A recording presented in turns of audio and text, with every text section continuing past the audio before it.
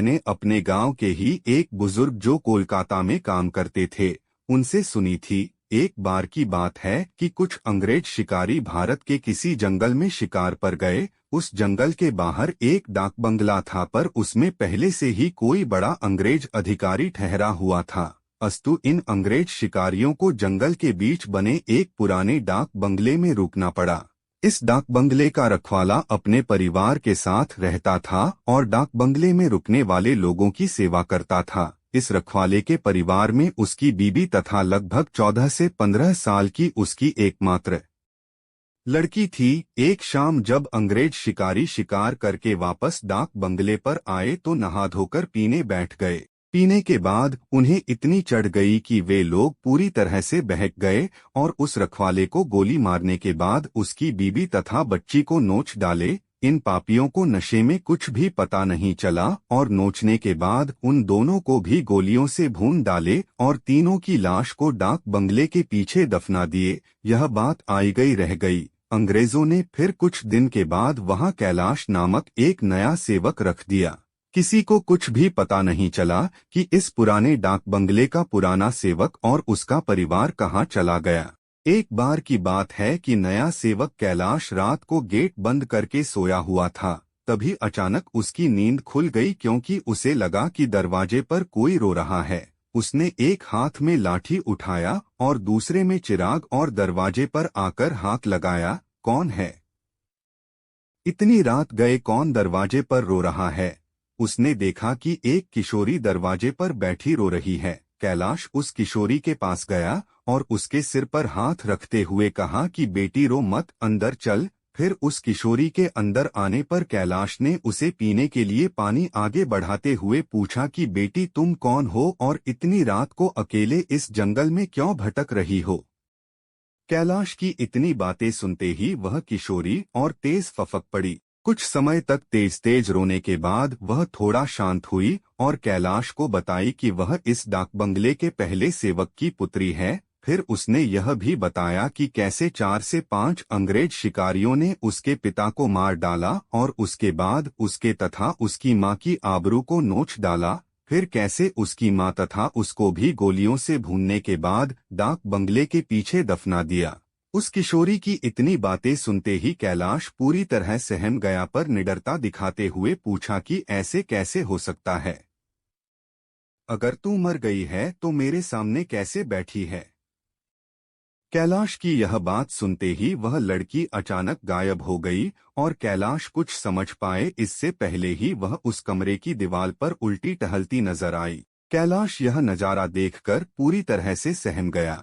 फिर अचानक वह लड़की आकर कैलाश के सामने बैठते हुए बोली कि काका आप डरिए मत, मैं आपका कुछ भी बुरा नहीं करूंगी। धीरे धीरे कैलाश का डर जाता रहा और उसने अपने मस्तक पर आई पसीने की बूंदों को गमछे से पोंछ लिया।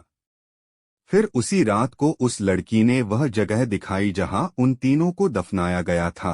कैलाश ने कुदाल से खोदकर उन तीनों के अस्थिपंजर को निकाला। फिर कैलाश ने उस किशोरी से वादा किया कि वह उन अंग्रेज शिकारियों के खिलाफ कोर्ट जाएगा और किशोरी को इंसाफ दिलवाकर रहेगा। कैलाश की बातें सुनकर वह किशोरी रोते हुए बोली कि काका आपको कुछ नहीं करना है, बदला तो मैं लूंगी, बस आप मेरी थोड़ी सी मदद कर दें।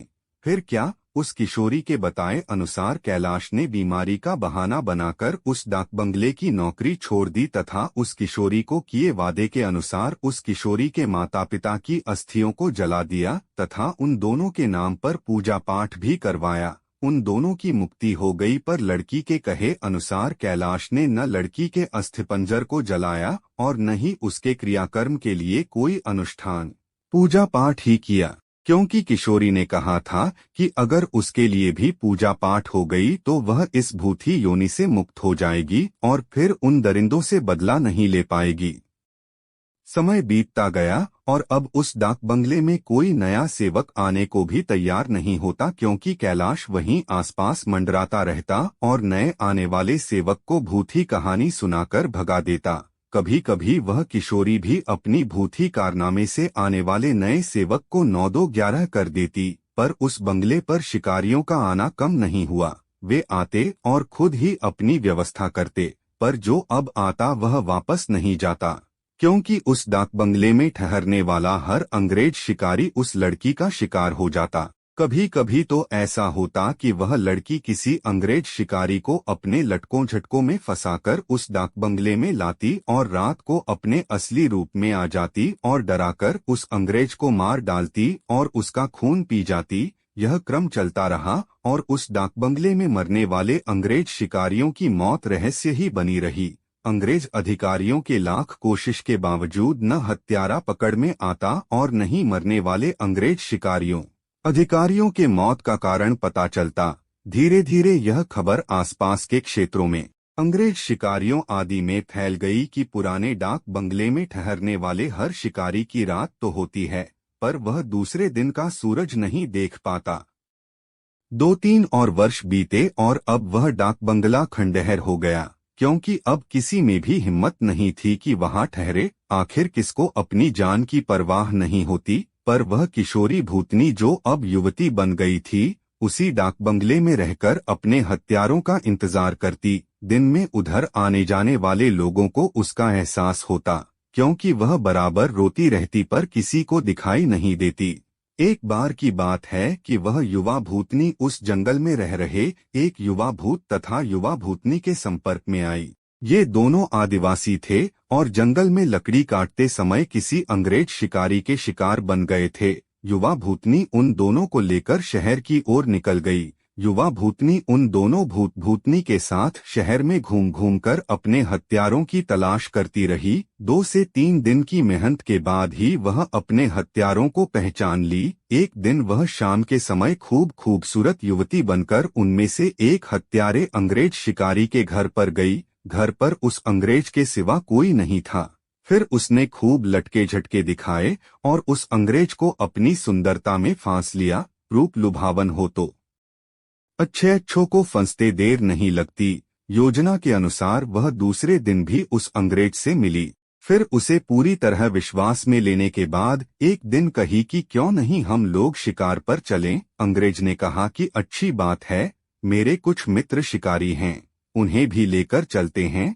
फिर क्या था, उस युवती भूतनी ने उस अंग्रेज से कहा कि मेरी एक और सहेली है, वह भी बहुत ही खूबसूरत है और शिकार पर जाना पसंद करेगी। फिर दूसरे दिन उस युवती भूतनी ने अपने साथ आए हुए दूसरी युवा भूतनी से उस अंग्रेज शिकारी को मिलवाया। अब तो अंग्रेज पूरी तरह उस भूतनी के मायाजाल रूपजाल में फंस चुका था। एक दिन सुबह सुबह वह अपने उन्हीं पुराने दोस्तों के साथ जंगल की ओर निकल पड़ा। दिन भर शिकार करते रहे और खूब मौज मस्ती भी। शाम होने को आई तो अंग्रेज शिकारियों ने कहा कि अब सूर्य ढलने लगा है, क्यों न हम लोग वापस शहर लौट चलें। अंग्रेज की बात सुनकर उस युवा भूतनी ने कहा कि नाना, आज रात हम लोग यहीं ठहर कर जंगल का आनंद उठाते हैं। पर एक अंग्रेज शिकारी ने कहा कि हमने पहले से डाक बंगला तो बुक किया नहीं है, ठहरेंगे कहाँ। फिर क्या था, वह युवा भूतनी मुस्कुराई और बोली कि इसी जंगल में दूसरी ओर मेरे एक मित्र आदिवासी की कुटिया है, हम रात वहीं बिताएंगे और खूब मौज मस्ती करेंगे। अब हुआ यूं कि उस युवा भूतनी की योजना के अनुसार देखते ही देखते उसके मित्र युवा भूत ने एक मड़ी तैयार कर ली थी। उसमें ऐशो आराम की सारी चीजें भी ला दी थी। उन दोनों युवा भूतनी के साथ ये अंग्रेज उस मड़ी में पहुंचे। इन अंग्रेज शिकारियों को उस मड़ी की दशा देखकर अजीब लगा, क्योंकि उस मड़ी में महलों बड़े बड़े होटलों जैसी व्यवस्था थी।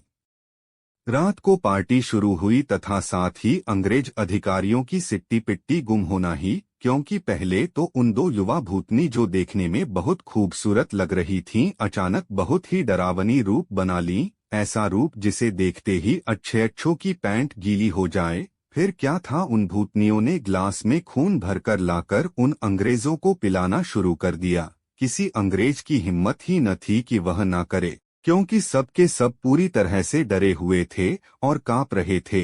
अचानक आदिवासी युवा भी विकराल रूप में आ गया और अचानक उछलकर पास के एक मोटे पेड़ की मोटी शाखा को उछलकर इतना जोर से खींचा कि चर्र की आवाज के साथ वह मोटी शाखा टूट गई। उसके बाद वह विकराल भूत उन अंग्रेज शिकारियों में से एक को पकड़कर पैर के नीचे दबाकर देखते ही देखते चीर दिया और उसके खून को पीने लगा। उसका खून पीता देख दोनों भूतनियों ने भी लंबी लंबी विकराल जीभ निकालते हुए खून पीने में उसका साथ देने लगीं और साथ ही अपने बड़े बड़े नाखूनों से उसका शरीर जगह जगह से चीरने लगी। उस युवा भूतनी ने तो भयानक आवाज निकालते हुए दौड़कर एक दूसरे अंग्रेज शिकारी के पास पहुंची और उसकी आंखों में अपने विकराल भयावह भाले जैसे नखों को डालकर उसकी दोनों आंखों को निकालकर खा गई। इसके बाद उन तीनों भूतनी भूत ने एक एक कर सभी अंग्रेज शिकारियों को मार डाला। दूसरे दिन उन अंग्रेजों की खोज में गए अंग्रेज अधिकारियों को उनकी ऐसी विभत्स लाशें मिली जो देखने में बहुत ही भयावह लग रही थीं। उनको ऐसे नोचा गया था कि लगता था कि यह किसी मनुष्य या जानवर का काम ही नहीं हो सकता। कैलाश को तो सब कुछ पता ही था पर वह किसी को कुछ नहीं बताया। फिर एक दिन समय निकालकर गोपनीय रूप से कैलाश ने उस युवा भूतनी के कंकाल को भी जला दिया तथा उसकी मुक्ति के लिए एक पूजा करवा दी। यह एक काल्पनिक कहानी है पर हकीकत भी हो सकती है उन लोगों के लिए जो अपनी शक्ति संबंधों का नाजायज फायदा उठाते हुए गलत कार्यों को अंजाम देते हैं और उन्हें लगता है कि कोई उनका बालबाका भी नहीं कर सकता। हमेशा वैसा ही कार्य करें जैसा आप दूसरों से अपने तथा अपनों के प्रति चाहते हैं। जय बजरंगबली।